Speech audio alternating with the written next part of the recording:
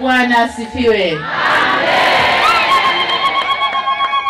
Waheshimiwa, wale yote napenda kuungana na walionitangulia kuzungumza kumshukuru Mwenyezi Mungu muumba wetu kwa kutupa uhai na kutuwezesha kukusanyika hapa leo. Aidha, na furaha na heshima ya kipekee kusimama mbele hapa kumwakilisha Mheshimiwa Dr. John Pombe Magufuli, Rais wa Jamhuri ya Muungano wa Tanzania, katika shughuli hii muhimu ya kuwekwa wakfu Baba Askofu Isaac Kisiri Laizer na msaidizi wake Mchungaji Maganga. Mheshimiwa Rais alipenda sana kuwa nanyi leo hapa, lakini kutokana na kuwa na majukumu mengine amenituma nije kumwakilisha katika tukio hili. Waswahili wanasema kazi huvunjwa na kazi. Kwa hiyo kazi ilivunjwa na kazi, lakini haikuvunjika. Mimi niko hapa kwa niaba yake. Aidha, Mheshimiwa Rais anakushukuru sana Baba Askofu Dr. Frederick Shaw, mkuu wa Kanisa la Kiinjili la Kilutheri Tanzania, kwa mwaliko wako wa kuhudhuria ibada hii takatifu na kuwekwa wakfu askofu wa Dayosisi ya Magharibi Kati. Kwa niaba ya Mheshimiwa Rais, nashukuru sana Baba Askofu Dr. Shaw. Nimefurahi sana kujumuika nanyi hapa katika tukio hili la kihistoria. Na nikiri kwamba hii ni mara yangu ya kwanza kushiriki katika shughuli kama hii.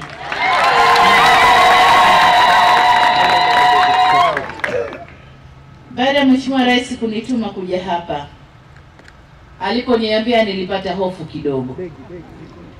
Nikasema sasa nakwenda kusema nini?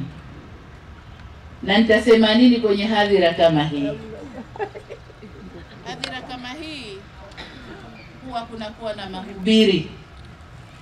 Lakini mimi Samia ni mwanasiasa, sijui mahubiri. Sasa nimekaa sana na kutafuta maneno ya kusema. Lakini sababu ingekuwa huu ni mkutano wa siasa, tungekesha mpaka asubuhi. Lakini kwa sababu ni mkutano huu wa mahubiri, basi nimejitahidi kupata mawili matatu, nayo ni kama nitakavyo yasema. Mheshimiwa Baba Askofu Mkuu, ndugu waumini wa Kanisa la Kilutheri, wageni waalikwa, mabibi na mabwana, kama mnavyofahamu, tupo hapa kwenye ibada maalumu ya kuweka wakfu Baba Askofu Isaac Kisiri kuwa askofu wa kwanza wa Dayosisi ya Magharibi Kati ya Kanisa la Kiinjili la Kilutheri Tanzania kwa upande wa hapa Tabora. Dayosisi ambayo nayo imeanzishwa, kwani kabla ya hapo ilikuwa ikiitwa Misioni ya Tabora ya Kanisa la Kiinjili la Kilutheri. Kwa maana hiyo tumepata dayosisi mpya ambayo ni dayosisi ya 26 kwa Kanisa la Kilutheri, na tumepata pia askofu mpya Baba Askofu Kisiri. Hongereni sana wana dayosisi hii. Na wapongeza wachungaji, wainjilisti akiwemo mwinjilisti Mwandri, watumishi wa dayosisi na waumini wote wa dayosisi hii kwa kazi kubwa mlioifanya na kwa ushirikiano wenu katika kuhakikisha mnatimiza vigezo na leo hii kuweza kuwa dayosisi kamili. Na wapongeza pia waliokuwa viongozi wakuu na iliyokuwa Misioni ya Tabora kwa nyakati tofauti, na bila kuwasahau maaskofu wa KKT, dayosisi ya Pare, dayosisi ya Kaskazini Kati ya Arusha, dayosisi ya Kati Singida, waliokuwa wakiilea Misioni ya Tabora mpaka kufikisha kuwa dayosisi. Najua mchango wenu ulikuwa mkubwa katika kuhakikisha Misioni ya Tabora leo inakuwa dayosisi kamili. Aidha, natambua kuwa hili ni tukio muhimu la kihistoria kwa Kanisa la Kilutheri, hususan dayosisi hii mpya ya Magharibi Kati. Nichukue fursa hii kwa dhati ya moyo wangu kabisa kumpongeza Mheshimiwa Baba Askofu Shaw, mkuu wa KKKT, pamoja na maaskofu wengine kwa kuona umuhimu wa kuwa na dayosisi hii ili kuendelea kuwasogezea huduma za kiroho waumini wenu. Aidha, kwa niaba yangu binafsi na kwa niaba ya serikali ya Jamhuri ya Muungano wa Tanzania na wananchi wa Tanzania, napenda kumpongeza kwa dhati kabisa Baba Askofu Isaac Kisiri kwa kuchaguliwa kuongoza dayosisi hii. Uongozi ni wito kutoka kwa Mungu na mengi yamesemwa hapa na mababa askofu waliotangulia kusema kabla yangu. Hivyo basi, kwa kukubali wadhifa huu, maana yake umeitikia wito wa Mungu kama ambavyo manabii na mitume wa Mungu walifanya. Hongera sana Baba Askofu Laizer. Wakati vitendo vya kumweka wakfu vinaendelea, nilikuwa nakumbuka siku ambayo nami nilipita mchakato huu pale Uwanja wa Taifa. Haikuwa kazi rahisi kuchukua kiapo cha kutumikia Watanzania wote, kama ilivyokuwa sio rahisi kwa Baba Askofu Isaac leo kubeba kiapo dhima na dhamana ya kutumikia dayosisi nzima ya Tabora. Kwa hiyo niseme tu kwamba Mungu atakusaidia na Mungu atakupa nguvu uweze kufanya kazi yako kama inavyotakiwa. Ndugu waumini wa Kanisa la Kilutheri, pamoja na pongezi zangu kwa Baba Askofu Isaac Kisiri Laizer kwa kukubali kuitikia wito wa Mungu kuongoza dayosisi ya Magharibi Kati, natambua kuwa jukumu lilopewa sio jepesi. Kama nilivyosema, kazi ya kutoa huduma ya kiroho tena ukiwa askofu ni ngumu. Ndio maana ukisoma maneno ya Mtume Paulo katika Tito, anasema, na mimi nanukuu, anasema, maana imempasa askofu awe mtu asiyeshitakiwa neno, kwa kuwa ni wakili wa Mungu. Asiwe mtu wa kujipendeza nafsi yake, asiwe mwepesi wa hasira, asiwe mlevi wala mgomvi, asiwe mpenda mapato ya aibu, bali awe mkaribishaji, mpenda wema, mwenye kiasi, mwenye haki, mtakatifu, mwenye kudhibiti nafsi yake, akilisha lile neno la imani vile vile kama alivyofundishwa, apate kuweza kuwaonya watu kwa mafundisho yenye uzima na kuwashinda wenye kupinga. Mwisho wa kunukuu.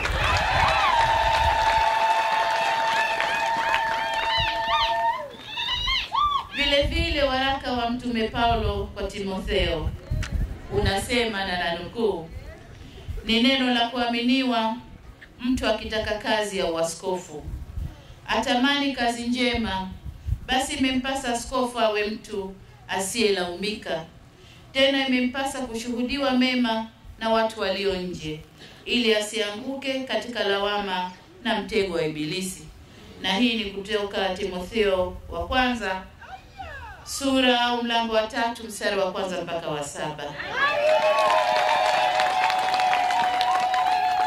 Kupitia maneno haya ya Mtume Paulo, tunaona jinsi gani masharti na majukumu ya waskofu yalivyo magumu na makubwa. Na ndiyo maana kikanisa hili ni daraja la juu sana ambalo mtu au watu hufikia tu kwa neema za Mungu. Naamini Baba Askofu Isaac anao uzoefu wa kutosha, na kwa msaada wa Mungu na kwa kutegemea maombezi ya waumini wa kanisa na hususan dayosisi hii, Baba Askofu ataweza.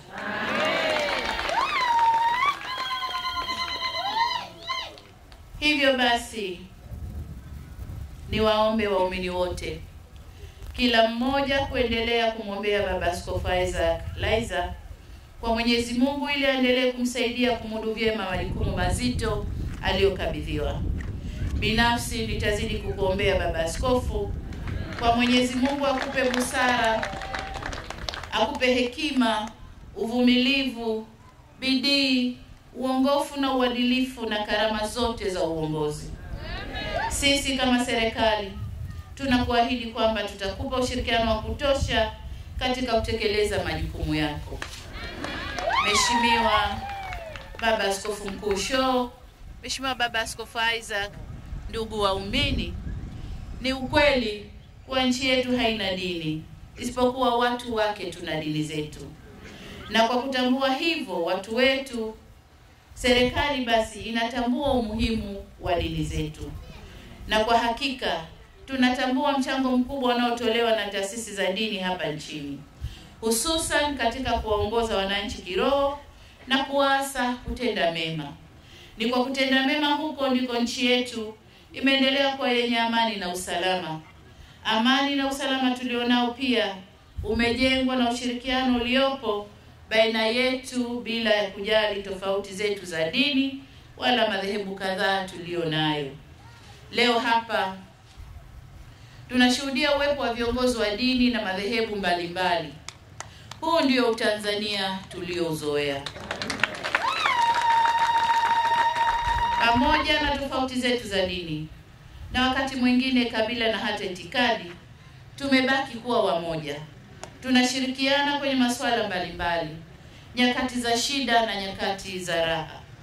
Hatuna budi kuendeleza utamaduni huu ambao tumeurithi kutoka kwa waasisi wa taifa letu ambao ni hayati Mwalimu Nyerere na Mzee Abeid Amani Karume. Niwaombe viongozi wa dini nchini kuendelea kutuongoza kiimani na kiroho. Nchi yetu inakabiliwa na changamoto za kushuka kwa maadili, ufisadi, rushwa, wizi, ukatili wa jinsia, uharibifu wa mazingira na mambo mengi mengine. Sote tunafahamu kuwa wanaoyafanya haya sio watu kutoka nje, bali ni watu wa ndani ya jamii yetu, na wakati mwingine ni waumini wetu. Hivyo basi, endeleeni kuombea watu hawa kwa kadri mtakavyoweza. Endeleeni kuyasemea mazingira. Endeleeni kuwafundisha waumini kwamba kutunza mazingira ni kuhuisha maisha. Na mimi ninapozungumza mazingira, huwa napenda sana kutumia msemo wa Papa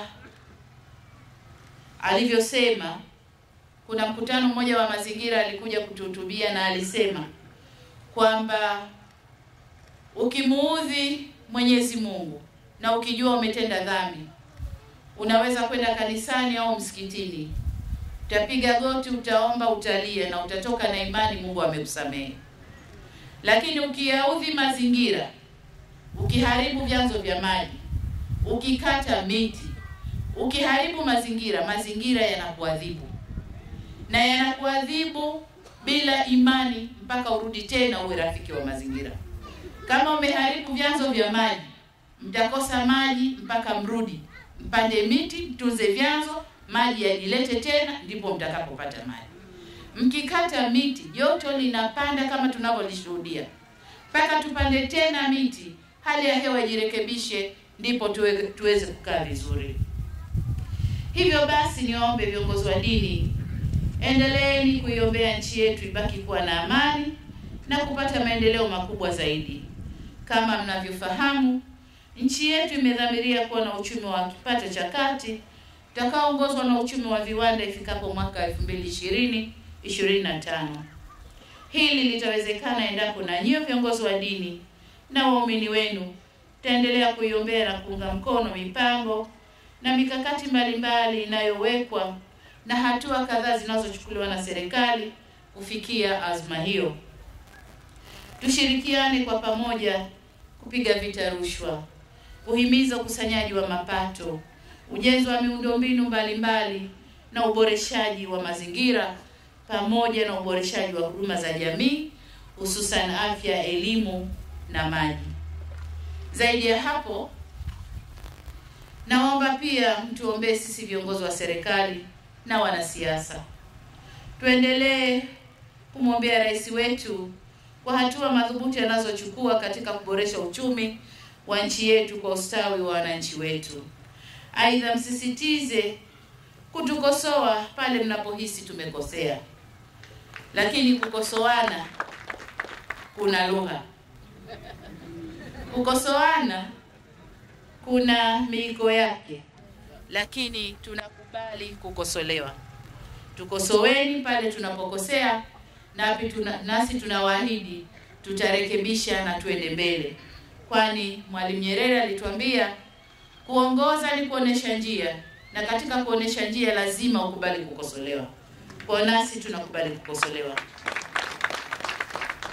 Hilo nalo ni jukumu la utumishi wa kiroho, kwa endeleeni kutukosoa kwa ile lugha ambayo tutafahamiana. Ndugu zangu, serikali inatambua na kuthamini mchango mkubwa wa taasisi za dini katika masuala ya maendeleo na kuboresha huduma za kijamii. Kwa namna pekee kabisa napenda kulishukuru na kulipongeza Kanisa la Kiinjili la Kilutheri Tanzania kwa mchango wake mkubwa unaotoa kwa nchi yetu, hususan katika nyanja za elimu, afya na maji. Huduma zenu mnazozitoa zimewasaidia Watanzania wengi. Najua wapo viongozi wengi tu wa serikali ambao wamesoma kwenye shule ama vyuo vikuu vinavyomilikiwa na Kanisa la Kilutheri nchini. Wapo pia wananchi wengi wanaoendelea kupata huduma bora za afya zitolewazo na hospitali za kanisa hili na vituo vya afya vinavyomilikiwa na kanisa hili.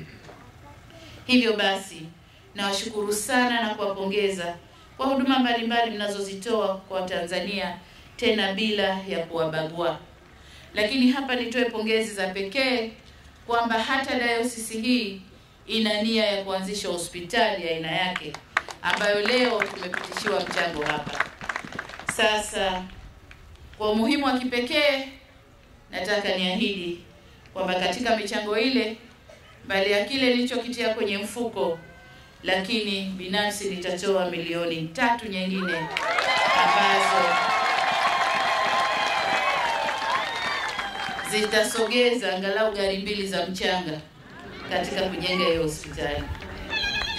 Ndugu waumini, katika salamu zilizotolewa na askofu mpya wa Dayosisi ya Magharibi Kati, ameeleza nia thabiti ya kanisa kuendelea kushirikiana na serikali kutekeleza azma ya serikali yetu ya kujenga uchumi wa viwanda.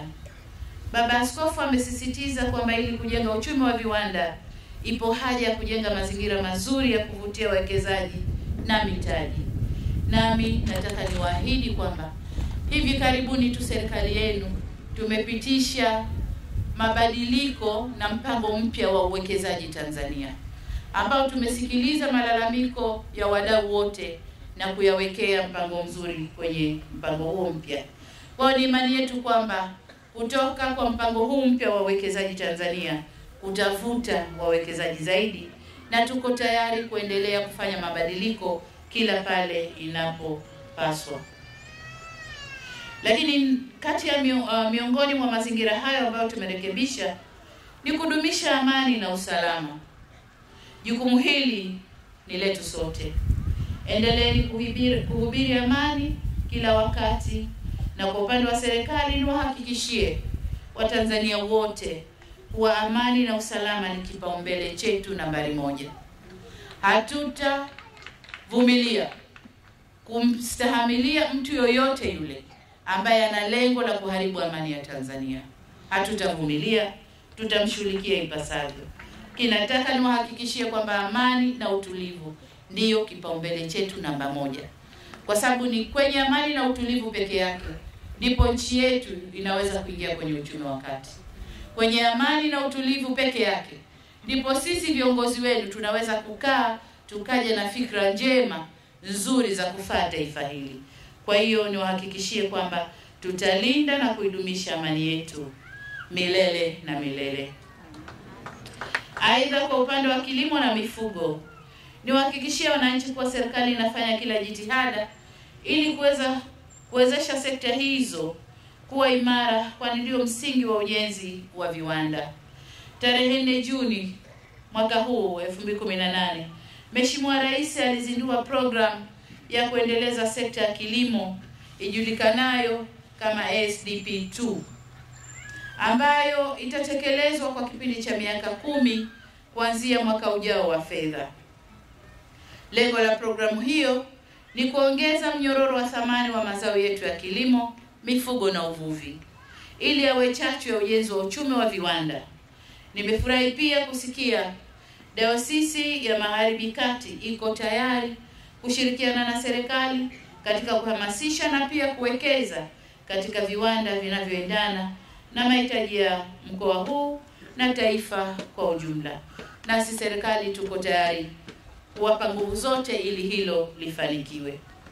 Hili ni jambo jema na serikali itakuwa nanyi bega kwa bega kuhakikisha mnatimiza azma hiyo nzuri. Mheshimiwa Baba Askofu Mkuu Shoo, Mheshimiwa Baba Askofu Isaac, ndugu waumini, mabibi na mabwana, jukumu langu hapa leo ni kumwakilisha Mheshimiwa Rais na kutoa hotuba fupi. Ingawa sina hakika kama niliyosema ni fupi au refu, au nimetoa hotuba au mahubiri. Lakini naomba sasa mniruhusu niishie hapa. Na kushukuru Baba Askofu Shoo kwa Kanisa la Kiinjili la Kilutheri Tanzania kwa kunikaribisha kwenye tukio hili. Nampongeza askofu mpya wa Dayosisi ya Magharibi Kati na kumtakia kila laheri katika kuongoza waumini wa dayosisi hii. Mwisho, na washukuru waumini wa kanisa kuu la hapa mjini Tabora kwa mapokezi yenu mazuri. Nimefurahi namna ibada hii ilivyoendeshwa, na pia nimefurahia nyimbo nzuri za wanakwaya. Nilikuwa najaribu kufuatisha, nyingine naweza, nyingine siwezi, lakini nitaendelea kujifunza. Lakini kilichonigusa zaidi moyoni ni ule wimbo wa watoto. Nilikuwa namwambia Mwinjilisi Mwanri, nimemwambia kwaya zote zimeimbwa na tumefurahia. Kwaya ambayo maneno yake yatakwenda moja kwa moja mbinguni kwa Mungu ni hii ya watoto. Kwa sababu ni innocent, ni malaika, hawana dhambi. Kwa hiyo maombi yao safari yake iko wazi. Si wengine wakubwa unaimba kijana ulisengenya. Kuna kikwazo hapo kidogo. Unaimba lakini jana ulitenda ulilotenda. Kuna vikwazo kidogo, lakini mtoto huyo yuko safi. Kwa hiyo tuombe Mungu maombi yao yale yaende moja kwa moja. Na kwa kweli waliomba maombi makubwa. Mungu atubariki. Ndugu zangu, nitaendelea kuikumbuka siku hii daima, kwani ni heshima kubwa sana kwangu. Na kama nilivyosema, ni mara ya kwanza kushiriki kwenye shughuli hii. Kwa inawezekana labda sikutenda haki hapa na pale kwenye shughuli hii, ni mapungufu na ni ugeni wa mambo, naomba mnisamehe. Lakini naamini ipo siku tutapata tena kibali cha Mungu kujumuika pamoja na kumwabudu Mungu na kumtukuza kwa pamoja kwa ushirikiano wetu. Baada ya kusema hayo, niwatakie kila laheri na Mungu awabariki. Mungu ambariki Baba Askofu mpya wa Dayosisi ya Magharibi Kati. Mungu abariki Baba Askofu mkuu wa Kanisa la Kilutheri, Baba Askofu Shoo. Mungu abariki waumini wote wa Kanisa la Kiinjili la Kilutheri. Mungu zibariki dini na madhehebu yote nchini. Mungu aibariki nchi yetu Tanzania. Na niseme asanteni sana kwa kunisikiliza. Asanteni sana.